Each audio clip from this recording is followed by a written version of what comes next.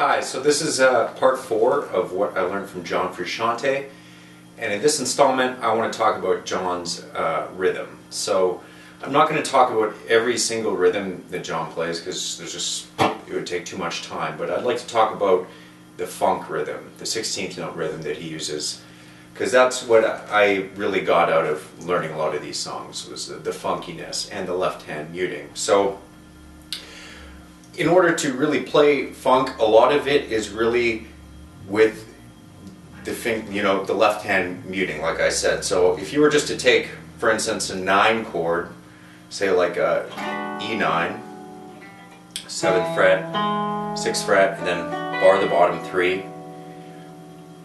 For instance, if you had this 16th note rhythm, and what that is if you were tapping your foot and you had your quarter notes, 1, 2, 3, 4, it would be 1E and a 2E and a 3 and a 4E and a 1E and a 2E. So that's the grid in which funk is played. So, for instance, there's a couple terms that they use. One is chickas. So if you haven't played a whole lot of funk, just getting used to playing chickas, all that is if you're muting the strings of your guitar with your left hand. Now, you don't want to press too hard because you'll get that, which is ugly. You don't want to press too light, otherwise you'll get those open strings, and both of those don't sound very good. So when you're doing this, I recommend trying to use as many fingers as you can for the muting, because sometimes if you're just using one, you might be over the 7th fret or the 12th fret and you're going to get harmonics and all that sort of stuff. So the chica I think of like this. If I was just count it in and go 1, 2, 3, 4.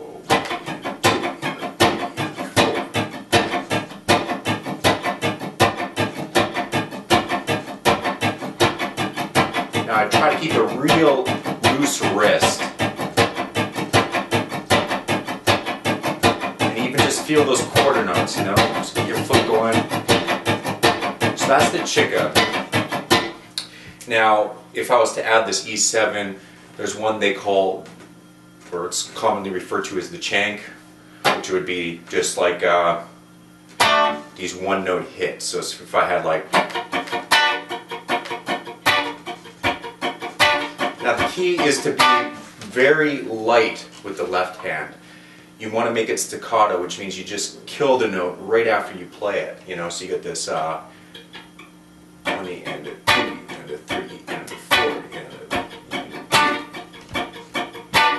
That way it becomes very percussive. Okay, and then there's also something they call the choke, which is usually where you're just going to play one note. And this is kind of the hardest one to get. It takes quite a bit of practice. I mean, I work at this stuff all the time just to keep it real funky. So like, what that is like, let's say we take any note. We'll take the 7th fret of the D string. So if you have this note, instead of just playing that note or picking that note, what you want to do is you want to place sort of your middle. If I'm playing with my ring finger, I'm placing my middle and my index finger. I'm just resting them on the strings like we would for the chica, but I'm pressing the 7th fret of my D string, and in doing this, you're getting this. Now that takes a while to work out, so I really recommend just working that out if you may already have that, but if you don't, spend some time on that. That way you could hit all 6 strings. And you'll see John do this all the time, even in solos. He has this real attack, and that's the other thing is his attack. It's pretty strong on just hitting those notes a lot of the times. So it's not just And for me, that's kind of the difference between if you had something like Can't Stop, having the and having the funk starts to come alive, right? So let's take a look at something like Dani California, where he employs this. So like the chords I mentioned in another video, which would be A minor, G major, D minor, back to A minor.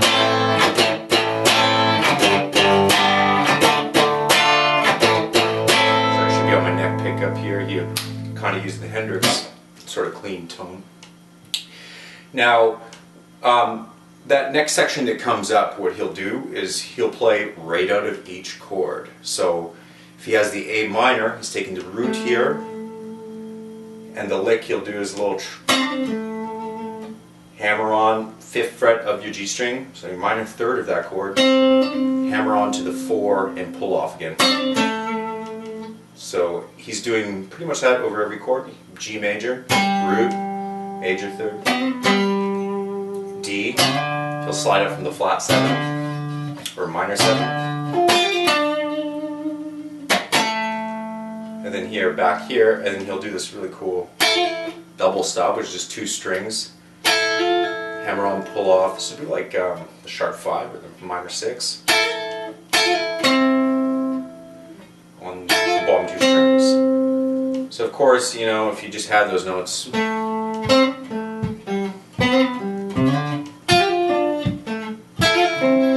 but the thing is to add the funk to those notes. In order to do that, you kind of have to have those, you know, what would be the choke, right? So you get that. And I would recommend, if you're just starting to get into this, just try to get the one note.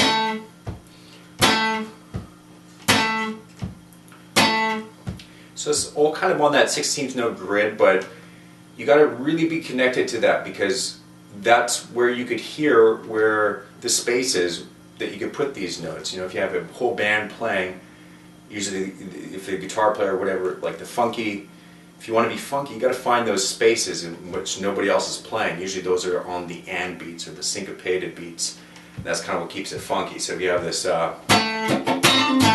you know, that's kind of where I would start, just getting this. And you don't have to do all 6 strings, but you kind of want to have this effect, so it could be the bottom 4, try to be more accurate, but you want all of it muted, just, you know, for insurance really. So like you get this. So like there, you get this boom.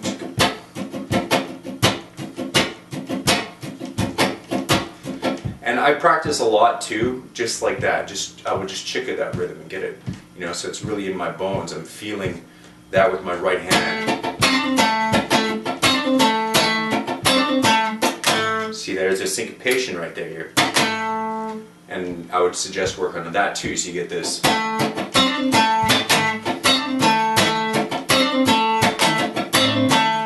And then that rhythm just kind of carries over, so you get this.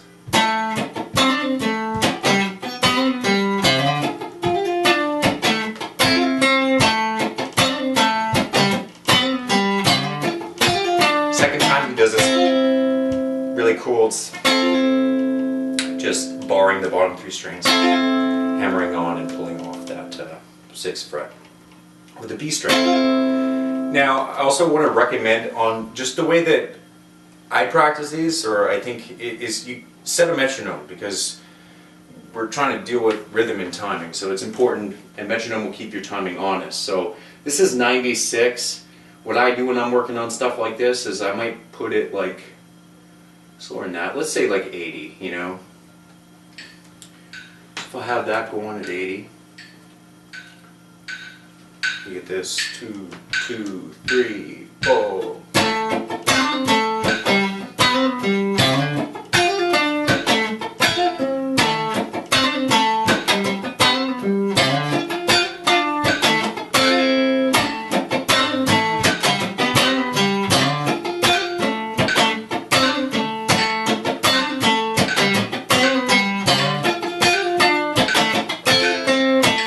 Getting that, yeah, so you're getting that in. So keep your foot going, practice with the metronome. If that's too much, like I said, start with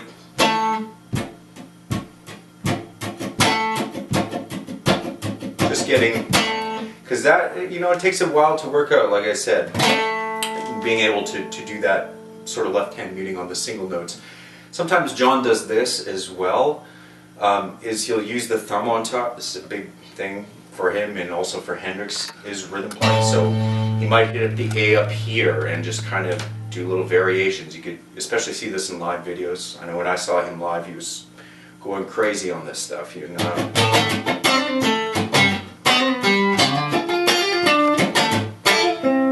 So you get this, just the octaves really muting out that A string.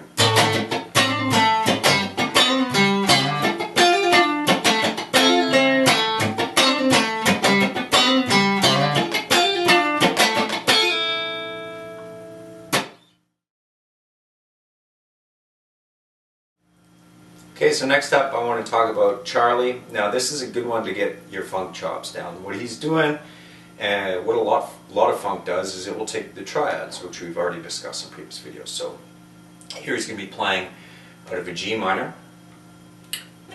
So this would be third position, minor third, fifth, and root of the bottom 3 strings.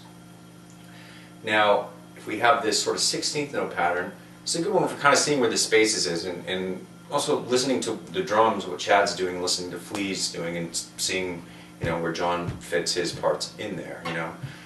So if you have this, again, that's sort of your foundation, that 16th note. So he has this.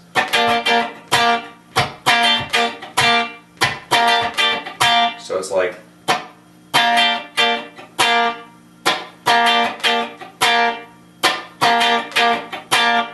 Very syncopated, you know.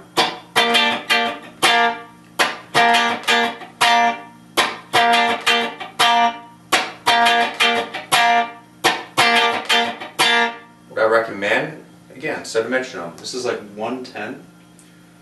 I'd say, you know, just as you're kind of working this out, once you get that first,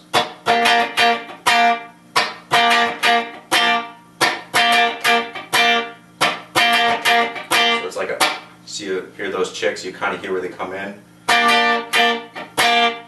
And that's it too. Sometimes it's kind of, see, I'm just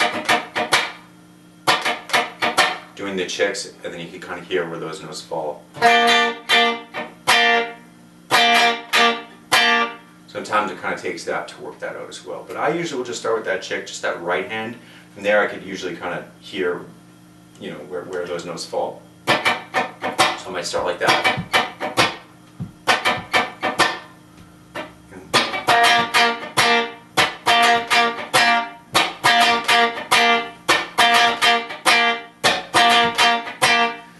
Always have your foot going. Always practice metronome, keeps my timing honest. So you get this 1, 2, 3, 4, 1.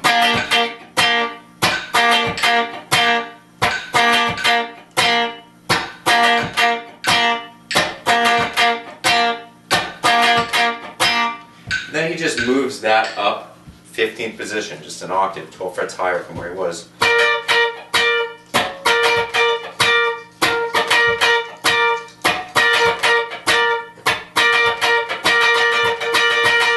That sort of thing, right? He'll kind of play with that rhythm a little bit. I'm not going to point out all these details.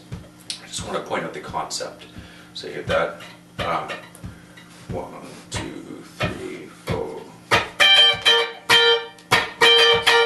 So one thing I'm doing here a lot, instead of, you know, I'm being pretty accurate with the right hand, but if you watch my left hand, that's really where a lot of this comes from. Because if I have this, you'll see, looks like my hand hardly moves, right? Because it's the index finger that's pressing down right under this. So you get this.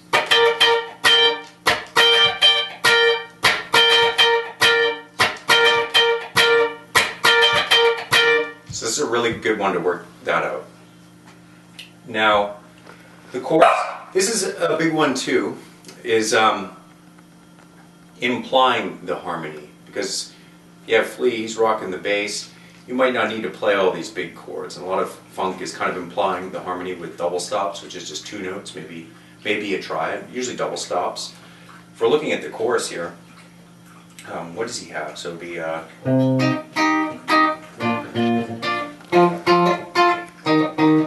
songs in B flat, so it's like your 2 chords, B minor, 1 chord, 5, 4. And what he'll do is he'll just take 2 notes. So he's taking the minor third and the 5th of the C sharp minor. And then here he's taking the 3rd, the fifth of the 1 chord, 5 chord, root major 3rd, and here same thing, root major 3rd. So, and then how he gets out of this, and this is a trick I've seen him do in a few songs, and it's a really cool one, is that instead of sort of coming back to that 4 chord, he'll go to the 3rd, make it a dominant 7. So this would be like, which is pretty awesome. You're just getting this triad here for the D, and adding the minor 7 on the bottom. So rhythm-wise, we'll just stay on 1 chord.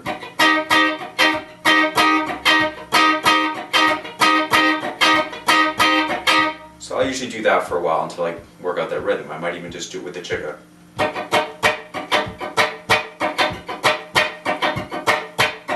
You'd hear those accents in there, right? So now for the muting, again, I'm kind of using the middle finger, the index. Just when I go to this shape, the 3rd finger comes up. I'm also have my thumb sort of way on top, so you get that. Back to this shape.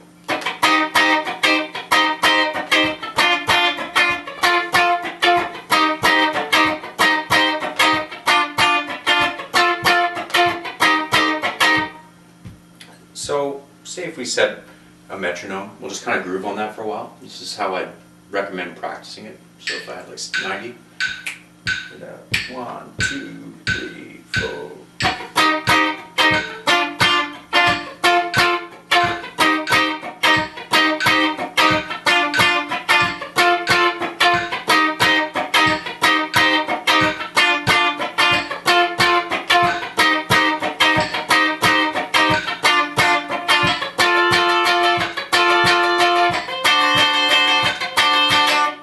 So there, that's how he'll get out of it, right? Where I'll go back to the verse.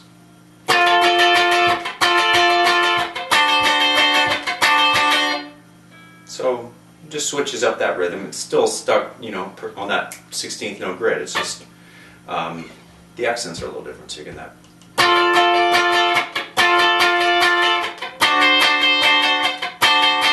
Second chorus, he'll do a little variation on that, and that's the main thing when you're getting into this funk. A lot of it's just so much your feel as you're connecting to those 16th notes. It really is, you know, just kind of.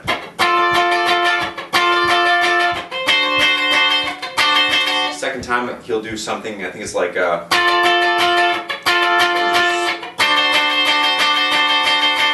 just straight 16th. You know,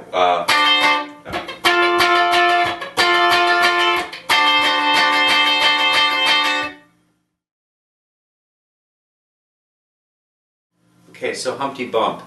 Now this is kind of cool here too. So this is where he'll do 16th notes, but over just single notes. So for instance, instead of having the feel of the chicas on all strings, 1 and 2 and 3 and 4, he's just doing it on the D string. Now this is like D7, so the D would be on the 12th fret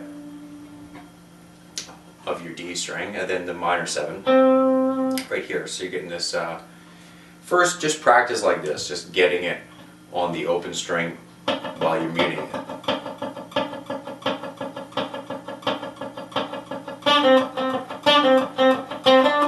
And if you're just getting into this, this is a good one to get used to making your notes staccato, just killing the note right after it, right?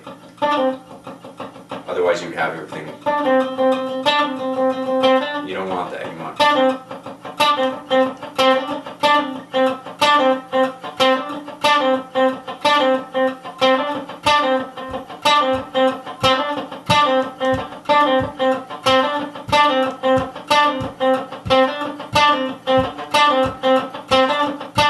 Try to get that with a foot stomp.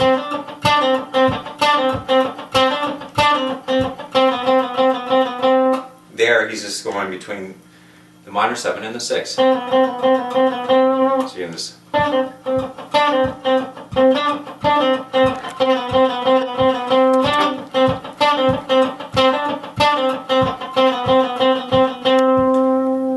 And then he'll build this part up here. Going to the dyads, just the two notes, double stops. Think of this right out of your D7. That tritone thing, which is your minor 7 and your third. And adding the third, so you get this.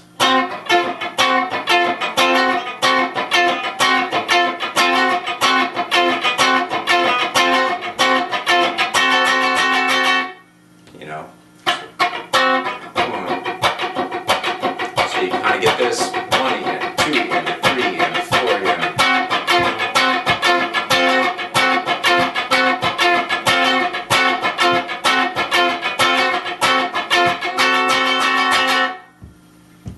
And I would work that out too if you're getting it. It's a good little warm-up actually. Even just kind of getting, you know, your picking hand working to the 16th notes. 1, 2, 3. This is 100 BPM.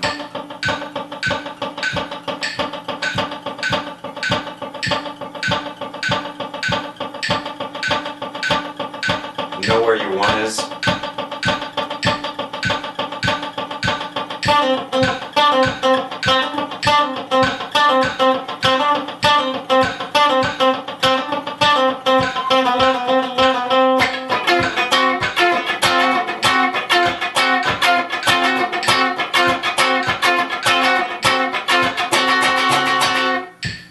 You get the idea. So it's 100 might be too fast for some of you. I'm not too sure where all you're at. So set a metronome. That's how I work on it. I'll just increase the tempo, you know, until I kind of get it. Now, chorus, I think is worth sharing because it's kind of cool voicings he's doing here. It would be D minor.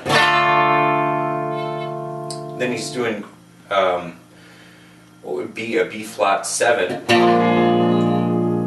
Which is a really cool voicing. Instead of just this sort of 7 voicing, he's adding the minor 7 down here on the B strings.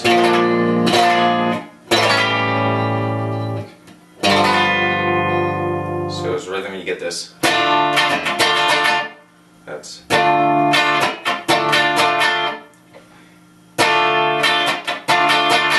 Now John does a lot of that, those sort of things too, where if he's playing a bar chord, in between chords he's kind of keeping that right hand going and moving to chords, and there's the sort of chickas in between, so you can this. There's the space.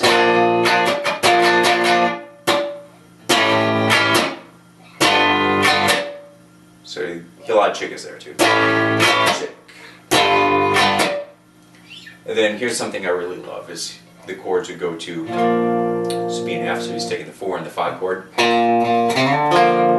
Now talking, you know, from our previous videos about triads and inversions, he'll take this root and he'll move the 2nd to the 3rd degree, and then play the inversion with the 3rd on top. Check this. Do the same thing for the C.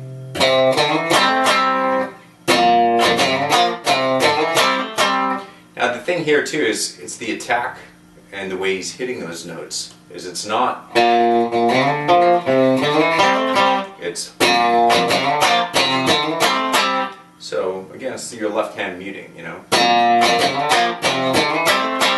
So you have that.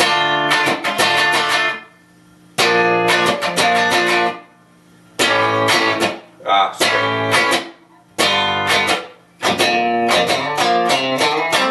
There he has that. That's a very Hendrix thing. Hendrix does it. If you listen to his rhythm in Wind Cries Mary. Very similar thing right there. So that's I think where John's sort of getting that, but it's he'll also do a very similar thing in Solo Squeeze. Yeah. It's a good way to travel from your chords. You know, you can be creative instead of just staying on your 4 and your 5. You get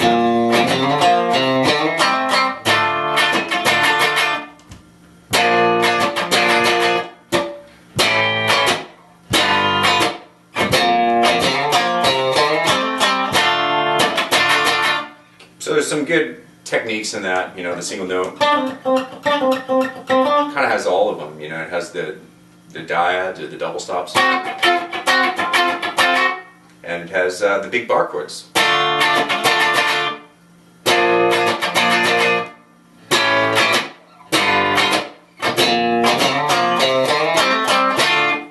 So have fun with that. This is the end of the installment, this installment for the rhythm.